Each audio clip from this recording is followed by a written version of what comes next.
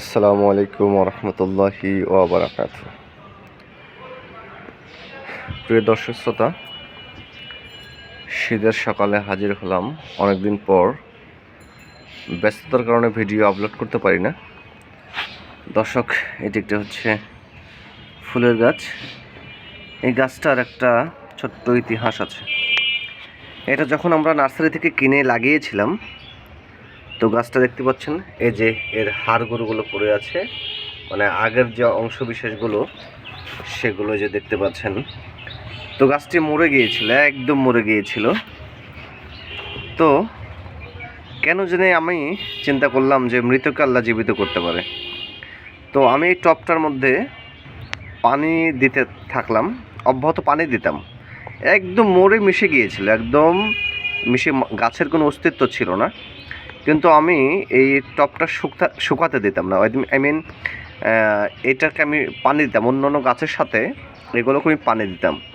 আল্লাহর ইচ্ছা, আমি অনেক দিন পর এখন লক্ষ্য করছি যে এখানে একটা গাছ বের হচ্ছে।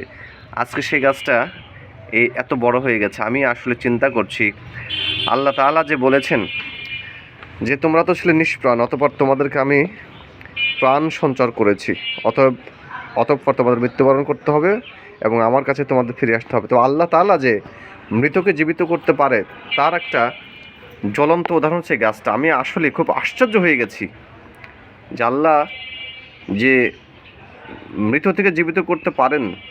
আমার আসলে এই গাছটার এই মরে যাওয়া এবং জীবিত হওয়া, এটার আমার খুব আসলে একটা ইমানি একটা জাজবা তৈরি হয়েছে। আসলে আলহামদুলিল্লাহ, আল্লাহ তাআলা সর্ববিষয়ে সর্বশক্তিমান, আলহামদুলিল্লাহ।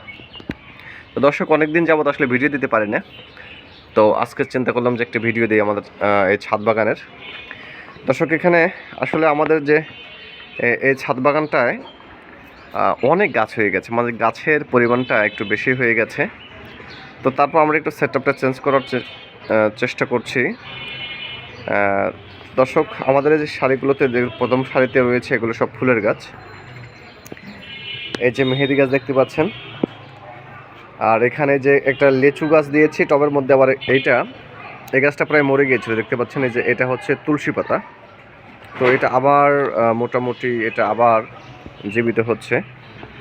বিভিন্ন ধরনের ফুলের গাছ রয়েছে। দর্শক, দেখতে পাচ্ছেন। আসলে এখানে একটি বিষয় হচ্ছে যে ছাদ বাগানে, শহরে যেহেতু গাছের পরিমাণ অনেক কম, সবুজের পরিমাণ কম, সেহেতু আপনার ছাদে কিছু গাছ থাকবে, সে হোক ফুলের গাছ অথবা যে কোনো গাছ। যেহেতু বিশেষ করে আমাদের ঢাকা শহরে এখানে কিন্তু কার্বন ডাইঅক্সাইডের পরিমাণ অত্যাধিক বেশি, বিধায় যদি আপনি যে কোনো গাছ, আপনার পছন্দের অপছন্দের যে কোনো গাছ হোক না কেন, সেটা যদি আপনি লাগিয়ে রাখেন, তো সেটা থেকে কিন্তু কিছু আপনি অক্সিজেন পাবেন। আপনি দেখতে পাচ্ছি না, কিন্তু সেটা আমাদের বেঁচে থাকার জন্য খুবই গুরুত্বপূর্ণ। আর ছাদ বাগান করতে হলে এটার আসলে এক্সট্রা কিছু পরিচর্যা করতে হয়। সাধারণত মাটিতে একটা উদ্ভিদ হবার জন্য, গাছ হবার জন্য যে উপাদানগুলো দরকার সেগুলো থাকে, কিন্তু ছাদে যে গাছগুলো করা হয়, লাগানো হয়, সেগুলো মূলত অনেক দিন যখন বয়স হয়ে যায় মাটির, তখন এতে কিন্তু যে গাছের জন্য যে বেঁচে থাকার যে জীবন বৃদ্ধির জন্য জীবন চক্রের যে উপাদানগুলো প্রয়োজন, সেগুলো কিন্তু ঘাটতি হয়ে যায়। তো এক সময় তখন সেটা উদ্ভিদের জন্য খুব একটা কাজ করতে পারে না, বিধায় সে মাটিতে আপনার প্রয়োজনীয় সার এবং জৈব সার জাতীয় যে জিনিসগুলো রয়েছে উদ্ভিদকে বাঁচানোর জন্য, সেটা প্রয়োজন। বিশেষ করে আপনার ছাদ বাগানে যদি আপনার ছোট্ট একটা ভার্মি কম্পোস্ট অথবা ট্রাইকো কম্পোস্টের সেট আপ থাকে, সেটা কিন্তু আপনার ছাদ বাগানের জন্য খুবই উপকারী। তো দর্শক, আমাদের এখানে আমরা ছোট্ট পরিসরে একটা ট্রাইকো কম্পোস্ট করেছি। আমি দেখি যদি সময় পাই তো দেখাবো, না হলে অন্য কোনো একদিন দেখাবো। টাইকো কম্পোস্ট হচ্ছে আপনার বাড়িতে যে তরকারির যে উচ্ছিষ্ট অংশ অথবা বেঁচে যাওয়া ভাত তরকারি যেগুলো আছে সেগুলো যদি আপনি একটি ডাস্টবিনের মতো তৈরি করেন ড্রামে, তো সেটা কিন্তু আপনার সার হিসাবে কাজ করবে এবং খুবই ভালো একটি সার হিসাবে কাজ করবে, উদ্ভিদের জন্য খুবই উপকারী। আমি সময় সাপেক্ষে এক সময় দেখাবো ইনশাল্লাহ। টাইকো কম্পোস্ট আমরা করেছি।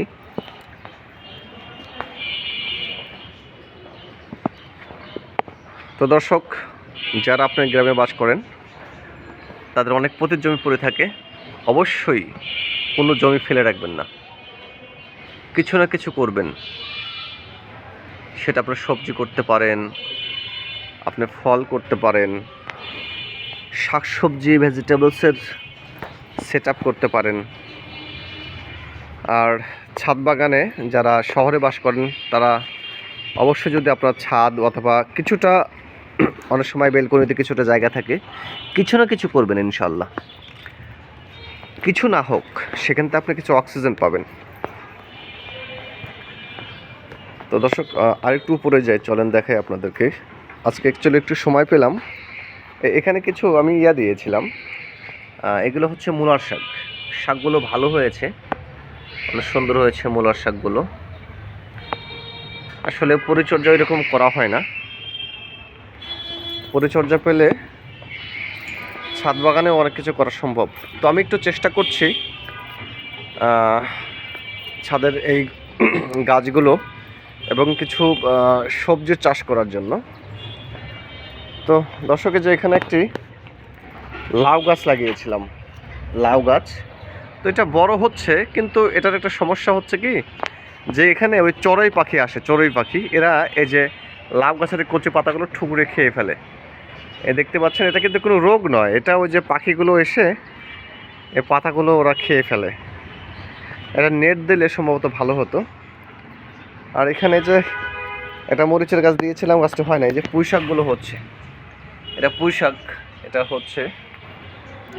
আর এখানে একটা নতুন জিনিস দেখাই, এটা হচ্ছে চুই ঝালের গাছ। চুই ঝাল এটা আপনার মশলা হিসেবে খাওয়া যায়, একটি দামি একটি ফসল। এটা আপনারা গ্রামেও চাষ করতে পারেন। দর্শক দেখতে পাচ্ছেন, এটা হচ্ছে ড্রাগন গাছ, এটা হচ্ছে কলা গাছ। আমাদের কলা গাছে কলা ধরেছিল, সেটার হচ্ছে ভিডিওটা করতে পারিনি। আর দর্শক, এই জায়গাগুলোতে দেখতে পাচ্ছেন আমি শাক দিয়েছি, ডাঁটার শাক। কতটা হবে জানি না, এটা ঘাসও হয়েছে। তো যদি হয় আপনাদের আপডেট দেখাবো। এই যে কলা গাছে কলা ধরেছিল, আর পেঁপে গাছে অনেক পেঁপে ধরেছিল। অবশ্য পেঁপেগুলো খাওয়া হয়েছে, কয়েকটি আছে। দর্শক, এই যে উপর থেকে যদি দেখায় আমাদের ছাদ বাগানটা, এই যে দেখতে পাচ্ছেন, আমি উপর থেকে ভিউটা নিচ্ছি। আর ওই গাছটাতে অনেক পরিমাণে মুকুল এসছে, আম গাছে অনেক মুকুল এসছে, অনেক। তো দর্শক, অবশ্যই গ্রামে অথবা শহরে যারা যেখানে বসবাস করছেন না কেন, কোনো জমি ফেলে রাখা যাবে না, কিছু না কিছু লাগাতেই হবে। কিছু পান আর না পান, আপনি অবশ্যই অক্সিজেন পাবেন। গাছ আমাদের জীবন ধারণের জন্য সাহায্য করে থাকে। গাছ আমাদের বন্ধু, গাছ পরিবেশের বন্ধু। পৃথিবীতে টিকে থাকতে হলে গাছ অবশ্যই লাগাতে হবে, গাছের যত্ন নিতে হবে। আজকে পর্যন্ত রাখছি, সবাই ভালো থাকবেন, সুস্থ থাকবেন। আল্লাহ হাফেজ। আসসালামু আলাইকুম ওয়া রাহমাতুল্লাহি ওয়া বারাকাতুহু।